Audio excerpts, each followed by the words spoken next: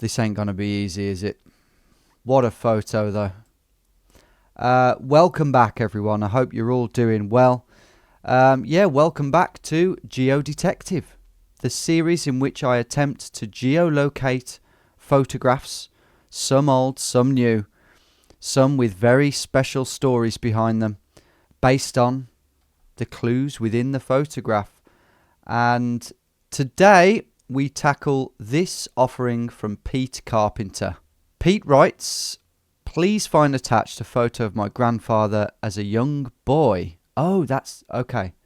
That's Pete's grandfather, the young lad, with his sister and parents, seemingly on holiday somewhere. My grandfather died in 1990, so I never really got a chance to talk to him about these kind of things.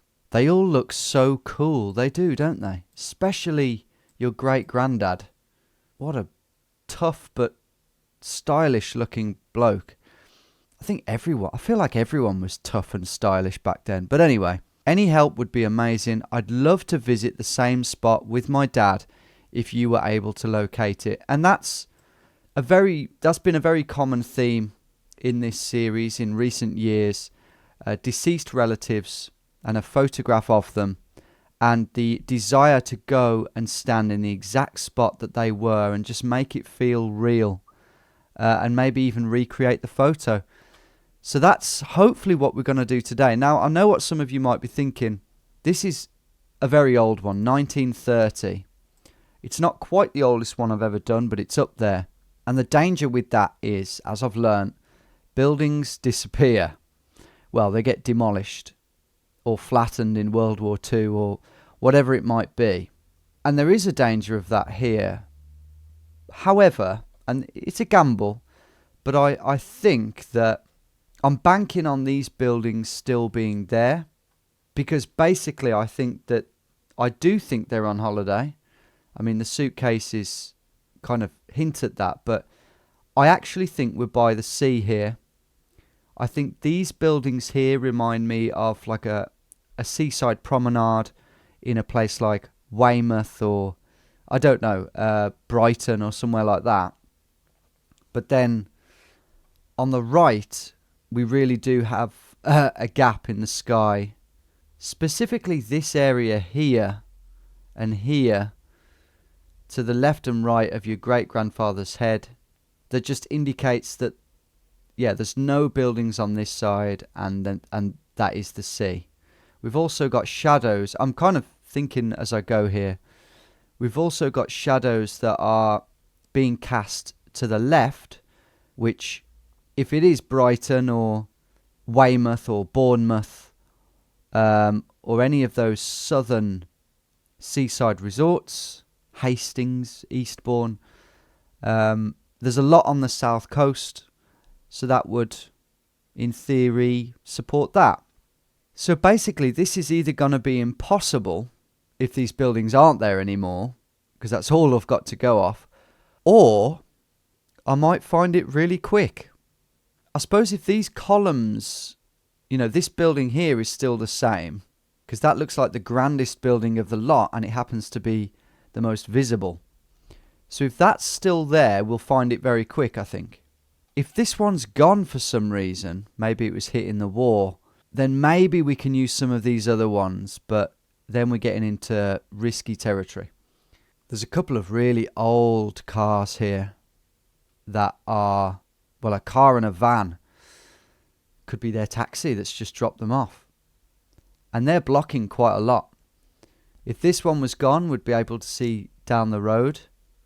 And if this one was gone, we'd definitely be able to see evidence of the sea, possibly a hand railing and then a beach and then the sea. But we can't.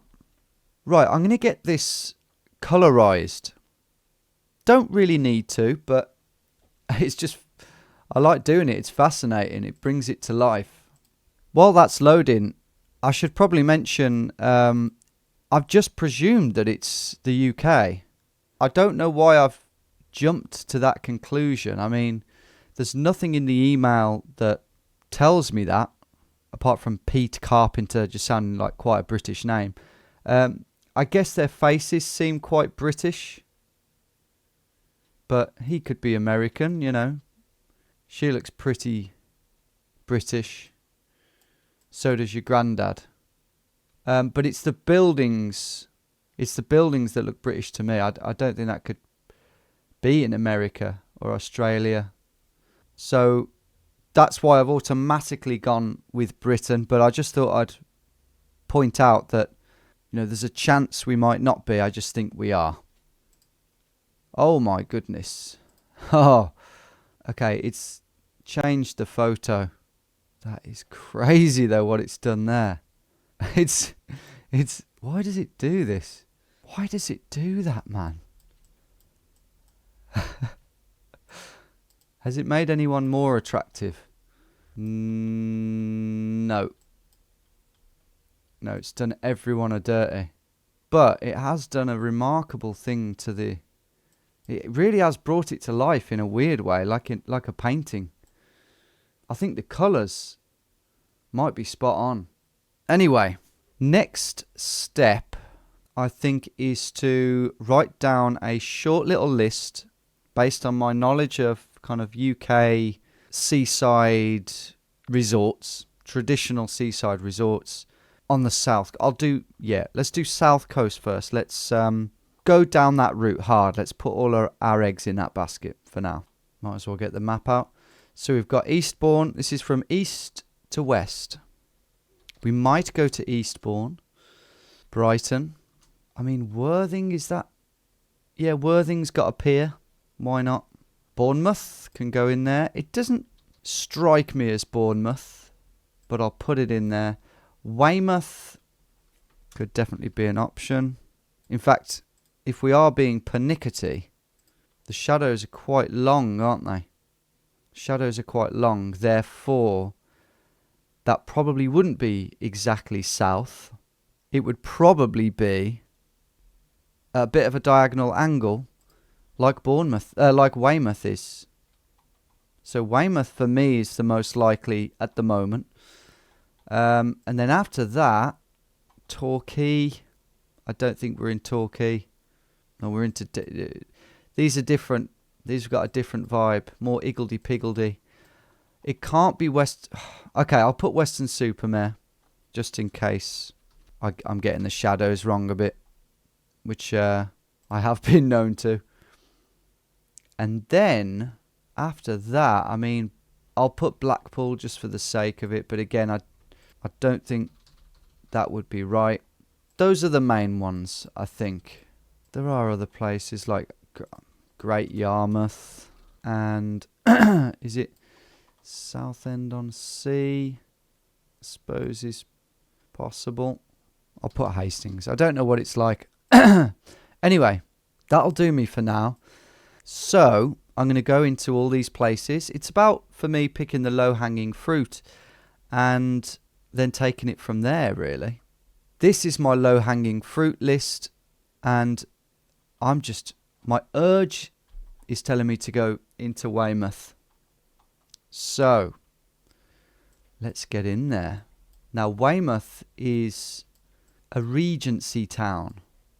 I think it was designed, correct me if I'm wrong, but by Prince George, the Prince Regent. And it's it's very nice, to be fair. I like Weymouth. Been there once. And this is the promenade, so I'm gonna... Oh. We've already got some columns.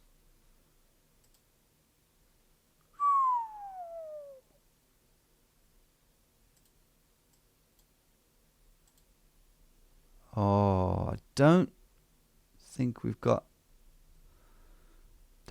it just yet. Oh, wait, that is very similar, isn't it? Look at these things here. Oh. If this is it, I've got this so quick. It's unbelievable. So, this building, this is the Royal Hotel. This has got to be one of the grandest buildings on the seafront, I'm guessing. So I'm looking in the right spot. These days there's a cafe at the bottom. We don't have the top of these columns, frustratingly. So we can't see. I mean, if we could see these circular brick with the ornate carvings around them, we'd have it like that. But what can we see? I honestly think this is it. What we can see is the top of the column with, you can kind of see these scrotum-looking bulges, which would be them. It's a bit unclear on this, and maybe I should move to the photo that hasn't been manipulated by AI, just in case it's changed. So that's one piece of evidence. If we're in a court of law, we're adding up the evidence. That's one piece of evidence. The column gets thinner as it goes up.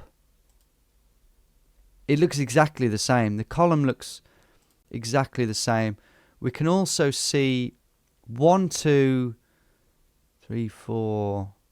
Hard to say how many columns we can see. They look similar, and just these big, it's all the same. A lot of it is the same. And I think we can even see these kind of ship-related, ornate, wrought iron railings here. I mean, we're here, aren't we? We're here. That's a bit different, I've got to say. We're missing this. We're missing these two things here. But it's very feasible. Oh, wait, no. Would that have been them? Yeah. I actually think they are still there. They've just been painted white. So that was all black. That was actually a balcony with flowers on it and things. Unbelievable, isn't it? If you really think about the people who were stood in this spot, in this photograph. Okay, in this photograph. So, oh my God, look, you can actually see where the path widens. So this is going to be the spot where they were stood. That was another thing that I hadn't mentioned on the photo. The path widens quite rapidly and comes out to almost a 45-degree angle, or maybe a bit less. But that was the same. That was the same for some, well, I say for some reason, I think we can safely say that it's to service the Royal Hotel. So, let's just take stock a little bit. Your family, Pete, were probably staying, well, no, I wouldn't say probably actually, but they may well have been staying at the Royal Hotel. I would wager that they've actually built the path way back sometime before 1930 to come in so that taxis and chauffeurs can pull up right outside the Royal Hotel and drop off guests and pick them up. And the pavement remains the same today, except now no chauffeurs rolling up. It's just car parking spots which you have to pay astronomical amounts for, probably. I was right then. Over to the right was the sea, and you would have seen it if this van wasn't there. You would have seen something that resembled the sea. That building there was interesting me, but I don't... Right, hang on a minute. Sorry, I'm going at 100 miles an hour here, I know. I want to see if we can get on the path. No, I'm wrong. I'm surprised we're not going to be able to put the man down anywhere other than the road. So we can't quite get the same view. I mean, you'll be able to, Pete, when you go to Weymouth. But we can't get that exact same angle. Never mind. Oh yeah, where was I with that? Yeah, look at that there. It kind of looks more like a normal rooftop, but... yeah, it is. It's a normal rooftop with it. And that was there. That's still there. And then the only other thing is these rooftops here, and they will be the same. That building there is the same as that one. That's that one.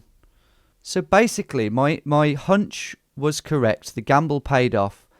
And that hunch, that gamble, was based around the premise that nothing has really changed in these seaside towns. They didn't really get bombed in the war that much because there's nothing of great importance there. In fact, interestingly, Hitler loved Blackpool. They weren't bombed that heavily because there's no factories there. and they're basically just one street. Many of them had Victorian, or in this case older, architecture, which has all survived and survives to this day. And that was my instinct from this photo. They're not going to demolish a building like that voluntarily. And I was even right. I don't think I've ever got so much right in one Geo Detective and so little wrong. Especially after 3 months out, I am a bit amazed. But I was even right, I think, about the shadows. Because if you think about it, we're facing east, which would mean that the sun, hasn't long risen. Rises in the east. It's the morning. They've just arrived. It's not the afternoon, is it? They've got their morning faces on. What's this day gonna bring? We're all tarted up and ready for a couple of pints in Weymouth. It's about 9 a.m, but it's the height of summer. It's like June or July, and the sun is just gonna keep going up. It's probably about 10 a.m. in June or July. I'm getting carried away with myself now. Probably wrong. And it's going to keep rising up and over. You know what they say, a broken clock is right twice a day. That was absolutely fantastic. Let's get the marker down in Google Earth. We can say with great confidence that we will be within 25 meters. And Pete, you're going to go on a little holiday or day trip to Weymouth. Path has curved, but it hasn't leveled out. But I would say that where this was taken from, I wonder who took it, by the way, Pete. I'd say we're a bit further back. But yeah, you know where to stand. You'll get it right. A bit of perseverance, but let's just put it there. There you go, Pete. I've got to say, I'm as chuffed as I am with that. I'm a little bit disappointed because I really, I had that on my spreadsheet as a hard one, because that's what I thought it would be at first glance. I didn't know whether it would be London or what. Turned out to be very gettable. So sorry that wasn't the grueling Geo Detective that I think I may have promised way back when. But I'm sure you'll all agree that that is a fascinating step back through time. I've no doubt that Pete's going to have so much fun looking at all the little paving slabs and walls and everything, and just sizing it all up and seeing what's changed, and just envisioning his ancestors and his granddad standing in that exact spot. It's a very powerful thing if you just use your imagination. That's it for this video, guys. I was going to record another easy-ish one and stick it on the end, and in fact I did record another easy-ish one. If you're wondering why my beard is actually 2.7 millimeters longer, it's because this is a week in the future.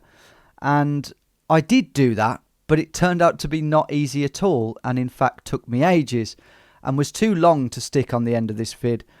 But it's also frustratingly not quite gonna cut the mustard for YouTube.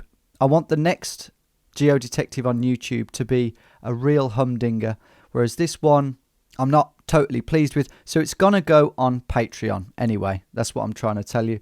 So that'll be on the $4 Patreon page in a week or so for anyone who is thinking of signing up to Patreon anyway. If not, I'll see you for the next Geo Detective on here, which, as I say, I'm going to ensure is a real humdinger. Thanks for watching, everyone, and liking, and have a great rest of your week. Take care.